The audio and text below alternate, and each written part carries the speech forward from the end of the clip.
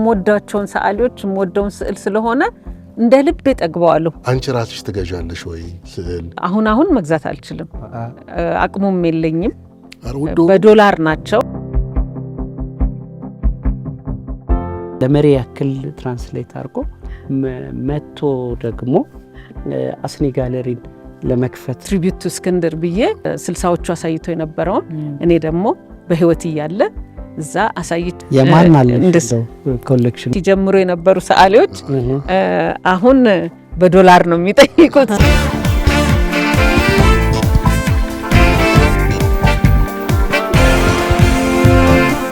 ቤት ለእንግዳ ሰዓታችን ላይ ደርሰናል። የዛሬ እንግዳችን ቆንጂት ትባላለች። ሰዓሊ ነች። ብዙ ነገር ምን ጠይቃታለን። እንግዶች ላይ በጣም እየገረመኝ የመጣ ነገር አለ። ማአት ነገር ነው የሰሩት። አሁን በተለይ ደግሞ በማርቼት አዲስ ነገር የሆነብኝ ይሄኛው ደግሞ ብዙ ሙያ ውስጥ ያለች ናት። ኪነ ጥበቡ ላይ በጣም ብዙ አስተዋጽኦ ያደረገች ናት እና ዘርፈ ብዙ ዕውቀት ያላት ከተማ ተወልዳ ያደገች ብዙ የተማረች ብዙ ቦታ የሰራች አይነት እንግዳ ነው አለች። ቆንጂት ስዩም ትባላለች። ከኪዩሬተርም ናት። እንደገና ዓለም አቀፍ የትርጉም ባለሙያ ነችና ትርጉምን አይገርምም? ትርጉም በትምህርት መማር መተርጎምን ራሱ እሱ ራሱ ጠይቃታለሁ። እንዴት እንዳሰበችው በጣም መታለች መሰለኝ። እና ይዣት ልምጣና ከእሷ ጋር ቆይታ እናረጋለን። እስቲ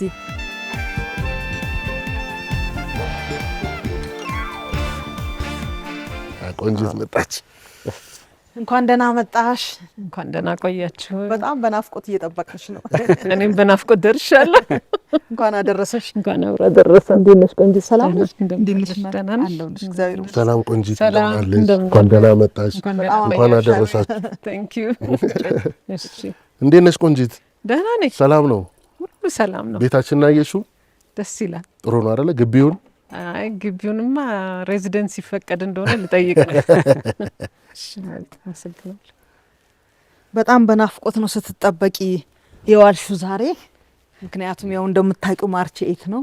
በመጣች ስንደናፈር አይደል? ሰዓሊ ነሽ፣ በፎቶግራፈር ነሽ፣ ኪዩሬተር ነሽ። የትኛው ነው የበለጠ የሚገልጽሽ? ትርጉሙ ምንድነው? ኪዩሬተር ኤግዚቢሽን የማዘጋጀት ማለት ነው። በስዕል ዓለም ውስጥ ኪዩሬተር ማለት ኤግዚቢሽን ማዘጋጀት ብቻ ሳይሆን ከሰዓሊዎች ጋር መስራት፣ ለዛ ጽሁፍ መጻፍ፣ ምርምርም ማድረግ እና በሀገርም ደረጃ ሆነ በውጭ ሀገርም ቢሆን የስነ ጥበቡን ሙያ ማስተዋወቅ፣ ሰዓሊውን ማስተዋወቅ ነው ስራችን። በርካታ ቋንቋዎች ነው የምታውቂው። እኔ በቃ ከሰማሁት ራሱ እንግሊዘኛ፣ ፈረንሳይኛ፣ ጣሊያንኛ፣ ክሮኤሽያ እሱን የተማርሽው አንደኛ በትምህርት ደረጃ ራሱ ወደዛ መምረጥሽ የሚገርም ነው።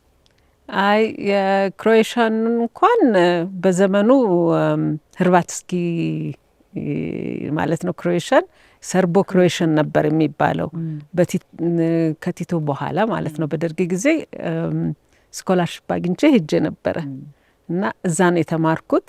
በኋላ ግን ትምህርቴን የቀጠልኩት ጣሊያን ሀገር ነው እና ዩኒቨርሲቲ ኦፍ ትሪየስቴ ስኩል ኦፍ ትራንስሌሽን ኤንድ ኢንተርፕሬቴሽን ይባላል እና እዛ እንደ ሶስተኛ ቋንቋ እንደገና ቀጠልኩበት እና በትርጉሙ ዲፕሎማ ለማግኘት እሱንም ጨመርኩት። ለዚህ ነው ፈረንሳይኛው ግን እዚህ ሊሴም ተምሬያለሁኝ። አዎ ሊሴም ተምሬያለሁኝ። ከዛ በኋላ ደግሞ እንደ ሁለተኛ ቋንቋ አድርጌ ወስጄ ከዛ በኋላ ተርጓሚ ወደ ስራው ገባሽበት? ወደ ስራ ገባሁበት እና ሁለት አይነት ትርጉም አለ። አንደኛው የጽሁፍ ትርጉሙ ነው በእንግሊዝኛ ትራንስሌሽን የሚሉት። ሌላው ደግሞ እኔ በአማርኛ ቱርጁማን ብዬ አስበዋለሁኝ። ይሄ ማለት ደግሞ ምንድነው ኢንተርፕሬተር የሚሉት ነው። ስብሰባ ውስጥ የመተርጎሙ ማለት ነው። እኩል የሚተረጎመው በሱ ብዙ አመት ሰርቻለሁ። ከባድ ነው አይደል እሱ ነገር? ሳትብልሽ አስቢው ሳት ማድረግ አይቻልም። በጭራሽ አትችም። የሀገር መሪ እየተረጎምሽ አንዴ አትይም። እኩል ነው የምታወሪው እና ትልቅ ጥንቃቄ የሚጠይቅ እኮ ነው። አዎ ጠብም ሊያመጣ ይችላል ልክ ነው። ወይም ልትስቹ ትችያለሽ እና ከልምድ የሚመጣ ስራ ነው። ግን 100% ሀሳብሽ ሌላ ቦታ መሄድ አይችልም። ቅድም ሙሌ ስታይክሽ ነበር የበለጠማ የትኛው ይገልጽሻል? አንቺን ይገልጽሻል ብቻ ሳይሆን ነፍስሽ ወደ የቱ ይቀርባል? ልጆኜ ችግር ነበረብኝ። ምክንያቱም አንድ ብቻ መሆን የሚቻል ሆኖ ነው ያደግ ነው። ለምሳሌ ሐኪም ከሆነ ሐኪም ነው፣ ፖሊስ ከሆነ ፖሊስ ነው፣ ነርስ ከሆነች እንደሱ እየተባለ ነው የተገኘው። ወይ የቲያትር ባለሙያ ይባላል አይደለም? እና እኔ የቱ ጋር እንደምሆን አላውቀውም ነበር እና መጥፎ ነገር ሁሉ እየመሰለኝ ነበር ልጆኜ ያደግኩት። ለራሴ እንደ ሌሎቹም መሆን ፈልግ ነበረ። አሁን ግን የቱ ይገልጽሻል ካልክ ሁኔታው ነው የሚገልጸው። በምን እንደምሰራ ትርጉሙ ላይ ከሆንኩኝ ተርጓሚ ነኝ። ኢንተርፕሬተር ስሆን ኢንተርፕሬተር ነኝ። በምጽፍበት ጊዜ ደግሞ ያው ጸሐፊ ሆናለሁ ማለት ነው። ከዛ ደግሞ ኩሬተር ወይም ኤግዚቢሽን በማዘጋጅበት ወይም ጋለሪ በመመራበት ጊዜ ያ ነው ስራዬ። ስነ ጥበብ ሙያውን ደግሞ እየሰራሁት ከሆነ ያንን ነኝ። ከዛ እናትም ነኝ፣ አክስትም፣ ልጅም፣ እህትም ሁሉን ነገር ይኮናል። እዚህ እድለኛ ነሽ ማለት ነው አይደል? አዎ በጣም ትልቅ ነገር ነው ካላችሁ ልክ ነው። አዲስ አበባ ነው አይደለም? የአዲስ አበባ ልጅ ነሽ? አዎ በጣም። አሁን እንግዲህ ዛሬ በዓል ነው፣ የሴቶች ቀን እናከብራለን። አሁን በአንቺ ዘመን የነበረ የድሮ የሴቶች እኩልነት ሲከበር አከባበሩ ምን ለውጥ አለው? የአሁኑስ ስታዩ እንዴት ነው? በእኔ ዘመን ካልሽ እንግዲህ እኔ በደርግ ጊዜ ያደግኩ ልጅ ነኝ። በደርግ ጊዜ የሴቶች በዓል ሲከበር አሁን ባላስታውስም ያው ትምህርት ቤት ስለነበርኩኝ ወይ ሰልፍ ወጥተናል ብዬ አስባለሁ። እና የዛን ጊዜ ሴትና ከማጀት እስከ አደባባይ የመሄዱ ነገር እና ትዝ ይለኛል። እኔ ከማጀት እስከ አደባባይ የምታዘጋጀው ጋዜጠኛ ብዙ ወንድማገኘው እሷ የምትጽፋቸውን ማንበብ ወድ ነበረ። የሴቶችን ከማጀት እስከ አደባባይ የሚያስኬደን ምንድን ነው የሚለውን ነገር በዛን ጊዜ ነው ትልቅ ነበረ እኮ። ከማጀት ወደ አደባባይ ትውጣ ሴት ልጅ ሲባል ትልቅ እሹ ነበረ። እና በዛን ጊዜ እኛ በነበርንበት ጊዜ ደግሞ ወጣቱም ሴቶችም ፖለቲካ ውስጥ የሚሳተፉበት በዩኒቨርሲቲ ደረጃም በሀይ ስኩልም ደረጃ እና ደግሞ ሊሴም ብገባ ናዝሬት ስኩልም ተምሬያለሁና ከሴቶች ጋር አብሬ ስላደግኩኝ አቀንቃኝም ነበርሽ ማለት ነው። የሴቶች እኩልነት አዎ። ቆንጂት ከጣሊያን ሀገር ከተምራ ከመጣች በኋላ ወደ ትራንስሌሽኑ ከገባች በኋላ ብዙ ብር ያስገኛል ትራንስሌሽን አይደለ? በወቅቱ እንደምንሰማው እና ለመሪ ያክል ትራንስሌት አድርጎ መጥቶ ደግሞ አስኒ ጋለሪን ለመክፈትና ወደ ስዕል ኤግዚቢሽን ማዘጋጀትና ወደ ኩሬተርነቱ የሳበሽ ምንድን ነው? መጽሐፍ ድርሰቶችን መተርጎም ብዙ ብር አያስገኝም። ቴክኒካል የሚሉት ትራንስሌሽን ግን አሁን ስለ ፋብሪካም ስለምንም እንደዚህ ብትተረጉም ይበልጥ ያስገኛል። ገበያው ላይ እንደዛ ነው። ከዛ ይሄ ኢንተርፕሬተር የምንለው ደግሞ በዓለም አቀፍ ደረጃ ስለነበረ እኔም የምሰራው ተባበሩት መንግስታት ራሱ ደረጃ አለው እና በደረጃው በቀን ነው የሚከፈልህ። እሱን ሰርተህ ያው ከባድ ከሚባሉት ስራዎችም አንዱ ስለሆነ ጥሩ ክፍያውም አለው እና በዛ መተዳደሪያ ነው። አሁን እንዴት ወደ ስነ ጥበቡ መጣሽ ነው አይደለ? አስኒ ጋለሪንም እንዴት እኮ አንድ ቤት አግኝቼ ነው እንደዚህ የሆነው እና ምንድነው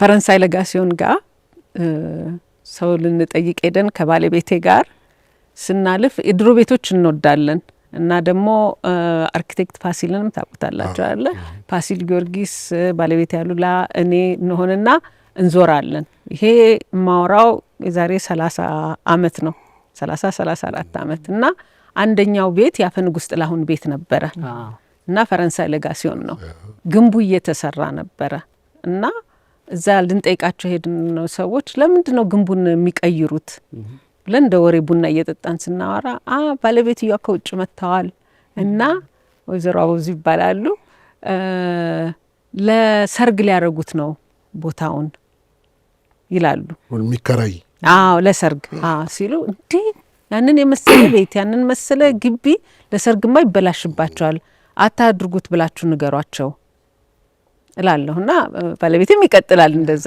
አለቀ እዛ ጋር እሺ።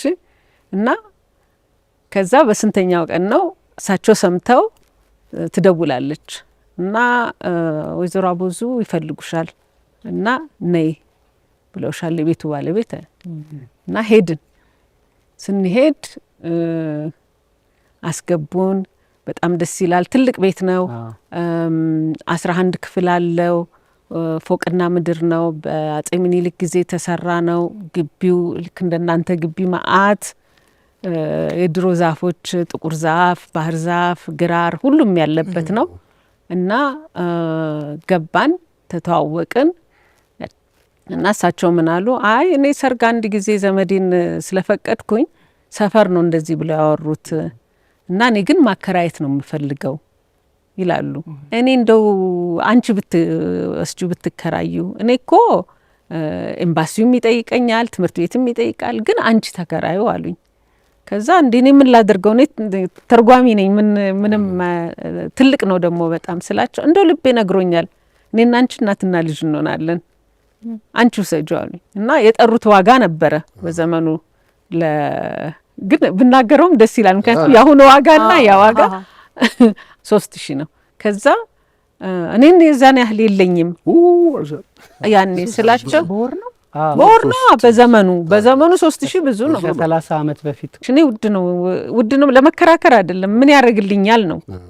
ከዛ በቃ አንቺ ደስ ባለሽ ውሰጁ ምናምን አሉ። ከዛ በ1200 አከራዩኝ እና እስካሁን ድረስ ኮንትራቱ አለ እና ምን እንደማረገውም አላቅም። ተከራየሁት እና ምን እናደርገዋለን። ከዛ ስናስብ ምንድነው ከተማ ውስጥ ምንድነው የሚጎለው ነው የሚጎለን ኤግዚቢሽን ቦታ ነው።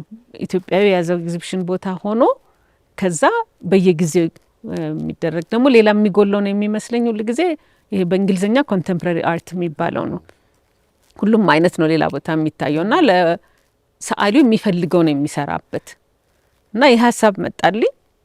ከዛ ጀመርኩት የሙከራ ኤግዚቢሽን አልንና ማስታወቂያ እንዴት ነው የሚወጣው እና አዲስ ትሪቢዩን ላይ ክላሲፋይድ 30 ብር ነው ምናምን ነው እዛች ጋር በትንሿ የሙከራው መጀመሪያው ማለት ነው ግሩፕ ኤግዚቢሽን ብለን ፋሲል ጊዮርጊስ ደግሞ በብዛት እንትን ላይ ስለሚሰራ የድሮ ቤቶች ላይ እሱ ሌክቸር እንዲያደርግ ኤግዚቢሽኑ ፎቅና ምድር ነው እና ኤግዚቢሽኑ ታች ላይ ደግሞ የሱን ወተር ካለር የድሮ ቤቶችን ስብስቦች አደረግንና ብዙ ሰው ይመጣል ያውቃል ምናምን ብለንም አላሰብንም። እዛ በሚያስደነግጥ ሁኔታ ብዙ ሰው መጣ ያችን ነገር አይቶም ተነጋግሮም እና የመጀመሪያው ያስፈራ ነበር። አጀማመሪ እንዲህ ነበር። በኋላ ትንሽ ቆይቼ ግን ራሴ መስራት ጀመርኩኝ ስዕል እና ስልስል እስከነጭራሹ ዩኒቨርሲቲ ገብቼ ፕሊመት ዩኒቨርሲቲ ነው ትራንስአርት ኢንስቲትዩት ማስተርዝ አለኝ አሁን በፋይን አርት። አንቺ ጋለሪውን እንግዲህ ከከፈች ብዙ የስዕል አውደ ርዕይ አሳይተሻል። ብዙ ስራ ተሰርቷል አይደለም? በዚህ በጥበቡ ዙሪያ በዚህ በሰዓሊው በባለሙያው ምን አይነት ተጽዕኖ አሳድሯል ብለሽ ታስቢያለሽ? የመጀመሪያው ትልቁ ነገር እንደ አስተዋጽኦ ማየው ምንድነው ለወጣት ሰዓሊ ቦታውን የመስጠት ነው እና የሚያስቡትን የሚፈልጉትን በሚፈልጉበት መንገድ መግለጽ እንዲችሉ መገፋፋት ነው እና ከአለስነ ጥበብ ትምህርት ቤትም ጋር በጣም ተባበር ነበር። ለምሳሌ በየአመቱ የሚመረቁ ልጆች ይኖራሉ እና ጎበዞቹን ስጡኝ ይላለሁ እና 2 ካሉ አንዱ ይመረጥና የመጀመሪያ ኤግዚቢሽናቸው እዛ ይሆናል ማለት ነው እና በብዛት እሱን ነው የመጀመሪያ እድሉን የመስጠቱ 1 2 3 አመት በእናትና አባቴ ዘመን የነበሩ ሰዎችን በመፈለግ የእስክንድርን ስራዎች አገኘው። እሱን ማስመጣት እኔ አልችልም ያኔ በህይወት እያለ ነው በፈረንጆች 2000 ላይ ማለት ነው። ስለዚህ ደስ ብሏቸው አዋሱኝ እና ትሪቢዩት ቱ እስክንድር ብዬ በሀገሩ በድሮቹ በ60ዎቹ አሳይቶ የነበረውን እኔ ደግሞ በህይወት እያለ እዛ አሳይቼ ከትምህርት ቤቱ ጋር ደግሞ ስለምንሰራ ለተማሪዎቹ በጣም ጥሩ እድል ሰጥቶ ነበረ። ወደ አንቺ እንመለስና አንቺ ራስሽ በስነ ጥበብ ህይወትሽ ላይ ወይም በስራሽ ላይ ብዙ ጊዜ የሚመስጡሽ ነገሮች አሉ ጀምረሽ የተውሹ። አሁን ወደ ድሮ ትመለሳለች። ለምሳሌ ጥጥ መፍተል፣ ዳንቴል መስራት። በጣም ጎበዝ ሼፍ ነበረች ረጅም ዘመን አስሪ ጋለሪ። ከጋለሪነቱ በተጨማሪ የኢትዮጵያን ምግቦች ብቻ በተለይ ጤናማ ምግቦችን በአገራችን ያስተዋል። እኔ ሁሉ እሷ ጋር ሼፍነት እስከማር ድረስ እና ይሄ የተለየ ታይታ አለሽ ማለት አንድ ሊሴ ገብረ ማርያም ናዝሬት ስኩል አውሮፓ ሄዳ በተለየ ሁኔታ የተማረች ሴት በአእምሯችን ታደርገዋለች የማይባል እንደ ጥጥ መፍተል አይነት እንዴት ነው እነሱ አሁንም አሉ? ትልቁ አይነት ነገር አስተሳሰብ ይመስላል። ሊሴ ተምራ ናዝሬት ስኩል ከዛ ውጭ ሀገር ስለሄደች እንዴት ይሄንን አረገች የሚለው ነገር የተወለድኩት እዚህ አፍ የፈታሁት እዚህ ማወራው የምበላው በእንጀራ። ስለዚህ እቤት መመለስ እኮ ነው። አያት አለን፣ አክስት አለን፣ ሰፈር አለ፣ መንደር አለ፣ መስቀልን ታከብራ። ምንም የተለየ ኑሮ አልኖርንም እና ምንም ማለት አይደለም ሄዶ መመለስ። እኔ ልጅ ሆኜ አያቴና ቅድመ አያቴ ናቸው ያስተማሩኝ ጥጥ መፍተል እና 11 ዓመቴ ሲሆን እንደዚህ ክረምት ላይ በተለይ እና የአበሻ ልብስ የተሰራልኝ እስካሁን ድረስ አለ እና በፈረንጆች 2009 ምናምን ሲሆን ትዝ አለኝና መፍተል አማረኝ። ስለዚህ መፍተል ጀመርኩና ስቱዲዮ አለኝ። ስቱዲዮ ውስጥ ቁጭ ብዬ እፈትላለሁ እና ስፈትል ግን እለቀዋለሁ ማለት ፈትዬን እኔ እስካሁን ድረስ እዛ በ11 ዓመት የተሰራው ልብስ ነው እንጂ ከዛ ወዲያ ልቃቂት ነው ያለኝ። ጥጥ ይፈለቀቃል። በጣም ደስ የሚል ስሜት አለው እና ጥጡን አንዴ ፈልቅቀሹ አይመለስም፣ በቃ አይመለስም። ከዛ አንዴ ፈተልከው አይደለም መስመር ሆኗል፣ አይመለስም። ህይወት አይመስልህም?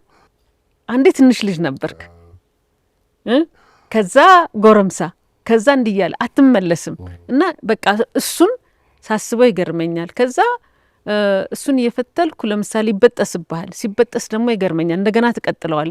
አንዳንዴ እሺ አይልም እና ይሄ ሁሉ ሲሆን የመጽሐፍ እንትን የመጣ እና ፎቶግራፍ አነሳዋለሁኝ፣ ከዛ ጽፋለሁ፣ ቀን በቀን አረገዋለሁኝ። ከዛ በኋላ ወደ ኤግዚቢሽን ወጣ እና ልቃቂቷ ራሷ በሌላ መንገድ ሆና መጣች ማለት ነው። እና ብዙ የልቃቂት ስብስብ አለኝ። ክር ወስደህ ዳንቴል ስራ ዳንቴል ስራ ሊሆናል ወይ በእንትንም ሊሆን ይችላል፣ በሹራብ ስራ ዳንቴል ስራ ትሰራዋል። የሚገርም ነው። መንገድ ነው፣ ትሄዳለህ። የሚገርመው ግን ምንም ጊዜ መተርተር የሚችል ነው ይሄኛው። በጥጡ አትተረትረውም። ልብስም ከተሰፋ በኋላ እኮ አትተረትረውም። ጋቢ ትተረትራለህ እንዴ? አትተረትርም አይደለም። ይሄኛውና ይሄኛው ይገርመኛል። መመለስ የምትችልበት ማጥፋት የምትችለው እንደ ላጲስ ማለት ነው። እንደ ልትቀይረው የምትችለው ነው እና ሰው የሰራው ክር ነው እና አንዳንዴ ደግሞ አክሪሊክም ነው። ልቃቂትን በተመለከተ የሆነ ጊዜ እኔ ማስተር ዜንም የተመረቅኩበት በሱ ነው። መጽሐፍም ሰርቼበታለሁኝ እና መቶ እንዳሰብሽበትማ ያስታውቃል። ያሁን የልቃቂቷን ነገር ታወሪን እኮ አሁን ነው እየመጣልኝ ታውቃለህ። አሁን ለምሳሌ 100 ይሄ ለማስተርዝ የሰራሁት ለምሳሌ 100 seeds a day የሚል ፕሮጀክት ነበረ ራሴ የፈጠርኩት እና ምንድነው በቀን 100 ጥፍጥሬ እስካወጣ ድረስ ፈለግቃለሁ ስቱዲዮ ውስጥ 100 ነው መሆን ያለበት። የ100 ጥፍጥሬ ማለት ነው ልቃቂት ይወጣል። አንድ እና ሰዓቱን ካልኩሌት አደርጋለሁ። 1 ሰዓት ይፈጅብኛል። እንደዚህ ቀን በቀን ለ40 ምናምን ቀን እንደሱ አድርጌዋለሁኝ። ከዛ 44 ልቃቂቶች ወጡ ማለት ነው እና አስቀምጣቸዋለሁ። ቀኑ እየተጻፈ የስቱዲዮ ስራ ነው ይሄ ይቀመጣል እና በዛ ሰዓት ግን በጣም ብዙ ጽፍ ያለሁኝ እና እንዳጋጣሚ ሆኖ ደግሞ የጻፍኩት በኋላ ሳየው ስለ አያቴ ነው። ይሄ አሁን ያልከው ነገር ስለ ክረምት ነው፣ ስለ ፍልሰታ ነው፣ ስለ ብዙ ነገር አለው እና ስለ መለያየትም የመሄድም የመሞትም የመወለድም አለበት እና በዛ መንገድ ነው የማየው። አሁንም እየፈተልኩ ነው። ስዕል የሰው የመግዛት ካልቸር የመግዛት ባህል ያው የኛ ሀገር እንደው ሀብትም ያለው ምናምን እንደው በውስኪው በስጋው ነው የሚገልጸው እንጂ እንትኑን ወደዚህ ጥበቡ ላይ ሄዶ እንደዚህ የማድረግ ነገር ብዙ የለም። አንቺ ራስሽ ትገዣለሽ ወይ ስዕል? ለምሳሌ በውድ የገዛሽው ስዕል? እገዛለሁ። በውድ የገዛሽው ስዕል ምንድን ነው? በፊት እገዛ ነበር። እውነቱን ለመናገር እኔ ስዕል ኤግዚቢሽንም የማሳየው እኔው ጋር ስለሚቆይ የምወዳቸውን ሰዓሊዎች የምወደውን ስዕል ስለሆነ እንደ ልቤ ጠግበዋለሁ። 2 ወር እንደዚህ 3 ወር ሳሳየው ከዛ ላይ እገዛለሁ። በጣም ውድ የገዛሁት ለመጨረሻ ጊዜ የቴዎድሮስ ሀጎስ ስራ ሌላ ጋለሪ ገዝቻለሁ። ሁሉ ጊዜ በቃ ፊት ለፊት ያለ እና የአንድ ሰው ገጽታ ነው። ግን ከጥርቅሞቼ ውስጥ አሁን ምናልባት ቢሸጡ ዋጋቸው ብዙ የሚሆን ምክንያቱም ሲጀምሩ የነበሩ ሰዓሊዎች አሁን በዶላር ነው የሚጠይቁት። ስለዚህ አልሸጣቸውም። ግን የማን አለ ኮሌክሽን በጣም ምን እንደው የነማን እነ መርድም እነ ታምራትም እነ ተስፋሁንም ጥበበም ዳንኤል ታየ ብዙ አለኝ። የወሰኔ ወሰን ኮስትሮፍ። ስለዚህ አንድ ቀን ጎራ ማለታችን አይቀርም። ብዙ ናቸው። እነ መርድም አሉ፣ ብስራት አለች፣ ምህረት ብዙ ናቸው። የሁሉም አላት የሁሉም አይደለም ግን በእኔ ዘመን ጋለሪ ባለበት ዘመን በ22 ዓመት ውስጥ ካሉትም ከሌሉትም ካሉትም ከሌሉትም አለኝ። አሁን መግዛት አልችልም፣ አቅሙም የለኝም።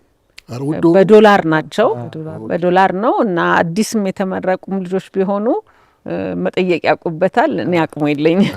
ስለዚህ ጥሩ ነው መቀያየር ካልሆነ በስተቀር መቀያየር ላይ እኮ መቀያየርም ነበረ። ስዕል መቀያየራል ያንተን ሰጠህ ማዋስም። እኔ በዚህ አጋጣሚ ማመስገን እፈልጋለሁ። የዛሬ 16 ዓመት አንቺ አታስታውሽ ይሆናል ብሔራዊ ቲያትር የአድዋ የስዕል ኤግዚቢሽን ከፍቼ ነበር። የዶክተር አቻሜለ ደበላ ስዕል አንቺ ጋር በአደራ ተቀምጦ ነበር። አንበሳና የዳግማዊ ሚኒሊክ አዋጁ በፖርትሬት ፌመስ የሆነ ስዕል ኦሪጂናሉ አንቺ ጋር ነበር እና አበድረሽኝ ብሔራዊ ቲያትር ኤግዚቢሽን ታይቶ የአድዋ ኤግዚቢሽን ከፍተን ታይቶ መልሰናልና አንቺ አወረስን ጨምረዋለን። አስታውሰኝ አንተንም አዋራስከን ፈልጋለሁ። ከዚህ ጋር ተያይዞ ግን አሁን ላይ በዚህ 30 ምናምን ዓመት የሙያ ታሪክሽ የአዲስ አበባን የኪነ ጥበብ ማሳያ ቦታዎች መሻሻል ለውጡን ቅድምም ጀመር አረገችው በዶላርም መጠየቃቸውን እንዴት ታየዋለሽ? የከተሞቹን የጥበብ ቦታ ማሳያ ድሮ ከዛሬ 30 ዓመት በፊት አንቺ ጋሽጎሹ እና ዘውዲቱ ሌላ አልነበረም። አድጓል፣ ግን ማደግ ባለበት ደረጃ አላደገም ብዬ ነው እኔ የምደመድመው። እኛም ብንሆን ደግሞ እልም ብለን ነው የምንጠፋውና ሌላ መተካቱንትን ቀላል አይደለም። መሄድ የምንችልበት ያህል አልሄድንም ብዬ ነው የማስበው። ገና ያስፈልገናል፣ አልተሟላም። ከዛ ደግሞ የስነ ጥበብ ጉዳይና ይሄ የንግዱ እንትን አንድ አይነት በሚሆንበት ጊዜ ደግሞ ከባድ ነው ለኤግዚቢሽን ቦታ። ከዛ አሁን አንተ ፈቃድ አውጥተህ ነው የምትሰራው። ሌላ ቦታ ደግሞ ኤግዚቢሽን በነጻ የሚታይበት ብዙ ቦታ አለ እና አሁን ከማጋር ነው የሚወዳደሩት ማለት ነው። እና መጥተናል፣ ይቀረናል። ግን ወጣቶቹ ሰዓሊዎች በእኛ ዘመንና በአሁን ያሉት ራሳቸውን ችለዋል በብዛት። ለምን? ጊዜውን ተቀይሯል። ሶሻል ሚዲያ አለ ግዴታ እና ይሄ ኢንተርኔት ኦንላይኑ ምን አለ። አሁን ግዴታ በጋለሪ አልፈህ እኛን ተለማምጠህ ምናምን አይደለም እና ብዙ ናቸው የሚወጡት። ሴቶች ደግሞ በጣም ብዙ አሉ። አሁን ከበፊቱ ድሮ አርት ስኩል ይማራሉ፣ 2-3 ቢማሩ አንዷ ከወጣች ትልቅ ነገር ነው በአመት ውስጥ ማለት ነው። ወደ ትዳር ይኬዳል ይባላል፣ ስራ ተገባ ምናምን ይላል። የአሁኖቹ ጀግና ናቸው እንዴ! በጣም ጀግኖች ናቸው። እንደው ብዙ ናቸው ደግሞ ስም ጥሪም ብባል በጣም ብዙ ናቸው። ይሄ ደስ የሚል ነገር ነው። አዎ እንትኑን ተቆጣጥረውታል። ደግሞም የሚሰሩትም ስራ ዝም ብሎ ይሄ ለሽያጭና ለሱቬኒር ሳይሆን ሀሳብ በጣም ጥልቅ ሀሳብ ያለው ነውና በዓለም አቀፍ ደረጃም እየሄዱ ናቸው። በጣም በጣም በጣም ደስ የሚል ጊዜ ዘመን ነው። ከዚህ የበለጠ ደግሞ ይሰራሉ ብዬ አስባለሁ። ቡና ስንጠጣ ሳረሳው ጠይቅሽ በዛው ምን እያወራን ነበረ? ስለ ሴቶች አከባበር፣ የሴቶች እኩልነት አከባበር ላይ ወይም ደግሞ ስለ ሴቶች እኩልነት ብዙ የጠቀሙን ነገር ቢኖሩ ተግዳሮት አለው። ምክንያቱም ያመለካከት ይሁን የትርጉም ስህተትም አለ። እንዳለ ከአውሮፓ የመጣ ነው ይሄ ነገር። በዚህ ምክንያት ከባህል ከሴታችን ጋር የሚጋጭ ነገር ይኖረዋል የሚል ሰውም አለ። አንዳንድ ጊዜ ደግሞ በትርጉም ስህተትም አለ አይደለ? እኔ ብቻ ነኝ አልታዘዝም ምናምን የበላይ ነኝ አይነት ነገር። ያ ማለት የሴቶች እኩልነት ማለት ከባል ጋር ያለው ፉክክር አይደለም እና ይሄ በባልና በሚስት ላይ ደግሞ ከፍተኛ ፉክክርና ጸብ ያስነሳል እያለ የሚፈራው አለ። እሱ ላይ እስቲ ከውጭ የመጣ ነው የሚባለው ነገሩ እንግዲህ እኔ እንደሚመስለኝ ይሄ ማርች 8 ነው የምንለው፣ በሌላ አንጠራውም። ስለ ፌሚኒዝም ይወራል፣ ስለ ጀንደር ኢኳሊቲ ምናምን ሲባል ጥራዝ ነጠቅ የሚመስለውም አለ አይደለ? ግን በደርግ ጊዜ ደግሞ ስለ ሴቶች እኩልነት፣ ስለ ሃይማኖት እኩልነት የተነሳበት ዘመን ነበር አይደለ? እኩልነት ማለት ምን ማለት ነው? ገጠርም ሆነ በሌላው አካባቢም ሆነ በከተማው መሀል እኩልነት የሚለውን ነገር እንዴት ነው እኛ ዲፋይን የምናደርገው ማለት ነው? እኩልነት ከምንድን ነው የሚመጣው? መጀመሪያ እኔ እንደሚመስለኝ ከአክብሮት ነው ሲጀመር። ከተከባበርን እኩል ነን። የድሮውንና የአሁኑን እያደባለቅ ነው መሰለኝ ችግር የሚመጣው። ድሮ ወንዱ ነው ወጥቶ የሚሰራው አይደለም? ሴቷ ቤት ነው የምትሰራው፣ ማጀት ነች እና ልጅ ትወልዳለች፣ ልጅ ታሳድጋለች። የስራ ክፍፍል አለው አይደለም? ከዛ የስራ ክፍፍል ስላለ ያኛው ደግሞ ምንድን ነው ሲመጣ፣ ደክሞት ሲመጣ ምን ይፈልጋል? መብላት ይፈልጋል፣ ይሄንን ይፈልጋል። ከዛ ማህበረሰቡ ህብረተሰቡ ምን ፈቀደለት? ማዘዝ አይደለም? ምንድነው የሚባለው? ሰርብ መደረግ እንደዚህ እያለ እና እንዲህ በቀላሉ የሚፈታ ነገር አይመስለኝም። ግን እኛ ዘመናዊ የተባልነውና ፊደል መቁጠር ብቻ ሳይሆን ሌላውንም እንትን ያየነውና ትምህርት ቤትም እዚህ የምንለው ከሆነ የመጀመሪያ ነገር እኔ ባስተምር አክብሮትን ነው የማስተምረው። አንዳንድ ጊዜ ደግሞ የተዛባም ነገር አለ። ከደበደበሽ መጥፎ ነው ይባላል አይደለም? ይታወቅልሻል። ሳይደበድብሽስ ሊጎዳሽ አይችልም አለ። በብዙ ነገር ነው እና የተሳሳተውን ለማስተማር ሁላችንም ክፍት መሆን ያለብን ይመስለኛል። ከዛ ደግሞ ልክ ወንዱ ብቻ ይመስላል እንጂ በባህልና በዘልማድ በኑሮ በሃይማኖቱ ከሄድን እኛም ሴቶችን መልሰን እንጨቁናለን። አንጨቁንም እንዴ? በደንብ ነው እንጂ አይደለም እንዴ? ልጆቻችንም ቢሆን ለምን እንደዚህ ትቀመጫለሽ? ለምን እንዴት ታወሪያለሽ? ባህሉም ካልቸሩም ራሱ እኮ እሱ ነው። ኢትዮጵያዊ ማለት ምን ማለት ነው? ኢትዮጵያ ሴት ማለት ምን ማለት ነው? እንዲህ እየተባለ ይመጣል እና እነዚህ ነገሮች እንዲህ ያካበድን ሳይሆን ቀለል ባለ መንገድ ብንወያይባቸው እንዲህ ድርቅ ያለም ነገር አይደለም ግን እንጂ ሴት የምትጨቁነው አሁን ከተማ ውስጥ እንግዲህ እኛም ስናድግ ያየነው ነው። አሁንም ከገጠር የመጣች ልጅ ማታ ነው መማር የምትችለው፣ ቤት አገልጋይ ትሆናለች። ይሄ መጨቆን አይደለም፣ ሴትን ጨቆነች ማለት ነው። ግን የሚታየው ወንዱ ሴቷን ጨቆነ ሲባል ነው። ሲያስተምሩን ወንዱን ብቻ ሳይሆን ሴቷንም ማስተማር ያስፈልጋል እና መብትና ግዴታን ማወቅ የሚለው ነገር ይመስለኛል። ከመድረስ ቤተሰብ ከልጆችሽ መሀል ወደ አንቺ ሙያ ይመጣል? ሄኖክና ህሊና ልጆቼ። ሄኖክ አሁን 28 ዓመቱ ነው፣ ህሊና 25 ዓመቷ ነው እና ስዕል ውስጥ ስላደጉ ይችላሉ ከልጅነታቸው ጀምሮ ነው እና አንድ የሚያስቅ የነበረው ሄኖክ 12 ዓመት ሲሞላው ሊሊ ጋር ኤግዚቢሽን ነበር፣ ሌላ ጋለሪ እና ተነስ ጋሽ ጥበብ ኤግዚቢሽን ነው እንሂድ ስለ አልሄድም አለ። ለምንድን ነው የማትሄደው? እንሂድ እንጂ ሁልጊዜ ስለሚሄድ። አልሄድም 11 ዓመት ሄጃለሁ አልሄድም አለ። ከአራስነቱ ጀምሮ እውነቱን ነው። 11 ዓመት ሄጃለሁ ማማ እና አልሄድም አለ። ጥሩ መልስ ነው። እና ደነገጥኩ። እሺ ብዬ ቀረንና እሷ ሄደች። ህሊና በፊት ስዕል ይሰሩ ነበር። አሁን ህሊና ይሄ ፊልም ፕሮዳክሽን ውስጥ ነው ያለችው እና ትወደዋለች። ያው አንድ ሌላ የስነ ጥበብ መገለጫ ነው። እሱን እየሰራች ነው እና አዎ ማየት ይወዳሉ አሉበት። ቆንጂት እንግዲህ በጣም ደስ የሚል ጊዜ ነው ያሳለፍነው። በተለይ በዛሬው ቀን በመምጣትሽ በጣም ደስ ብሎናል። እኔ በጣም አመሰግናለሁ። ለሁለተኛ ስትመጣ ግን ባዶ እጇን አይደለም የምትመጣው። አንድ ስዕል ይዘሽልን ነው። ይኸው እንደምታየው ነው፣ ቦታ አለ። እሺ ደስ ይለኛል።